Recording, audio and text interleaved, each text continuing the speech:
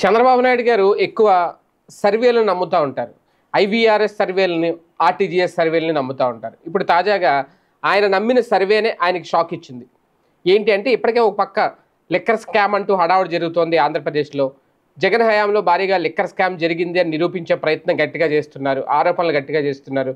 ED enquiry చేయాలి అని చెప్పి టీడీపీ ఎంపీలు లోక్సభలో సైతం నినదిస్తున్నారు పార్లమెంట్ వేదికగా. ఇటువంటి నేపథ్యంలో తాజాగా ఈ ఆర్టీజీఎస్ సర్వే కొన్ని విషయాలను బహిర్గతం చేసింది. ఇప్పుడు ప్రస్తుతం అంటే ఇది పూర్తిగా ఎక్సైజ్ అధికారుల నిర్లక్ష్యం అనాలా, లేదంటే అది ప్రభుత్వ నిర్లక్ష్యం అనాలా, ప్రభుత్వ తప్పిదనం అనాలా తెలియదు. కానీ ఎక్సైజ్ శాఖ ఈ మద్యం షాపులకు కొన్ని టార్గెట్లు ఇస్తుంది. ఈ నేపథ్యంలో భారీ బాదుడైతే బాదుతున్నారు. ఒక్కొక్క బాటిల్ మీద 10 రూపాయల నుంచి 30 రూపాయల వరకు అదనంగా వసూలు చేస్తున్నారు అనేది ఈ సర్వేలో తేలిందట. చాలామంది ఎంఆర్పి రేట్లకు అమ్ముతున్నారా, లేదంటే ఎక్కువ వసూలు చేస్తున్నారా అంటే 87% మంది ఎక్కువగా వసూలు చేస్తున్నారనే సమాధానం చెప్పారట. అంటే ఏ స్థాయిలో బయట అవినీతి జరుగుతుంది?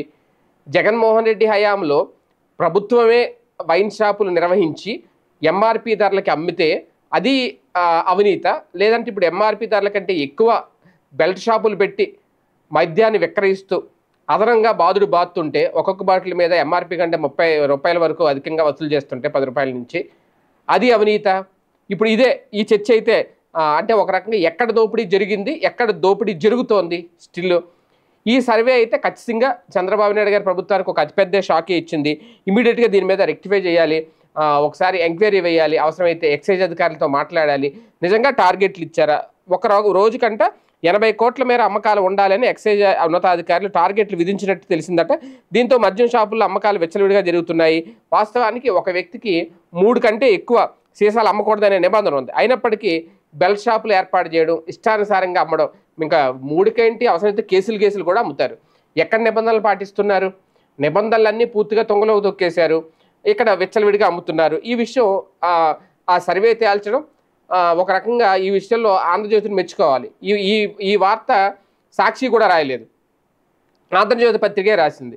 అంటే అధికారులు నిర్లక్ష్యంగా వ్యవహరిస్తున్నారు, మీరు అలర్ట్ అవ్వండి, వాటిని ఆ డిపార్ట్మెంట్ని సెట్ చేయండి అని ఒక రకంగా ఒక అప్రమత్తత అయితే చేసే ప్రయత్నం ఆంధ్రజ్యోతి చేసింది. మరి దీని మీద బాబు గారికి అయితే ఇది అతిపెద్ద షాకే.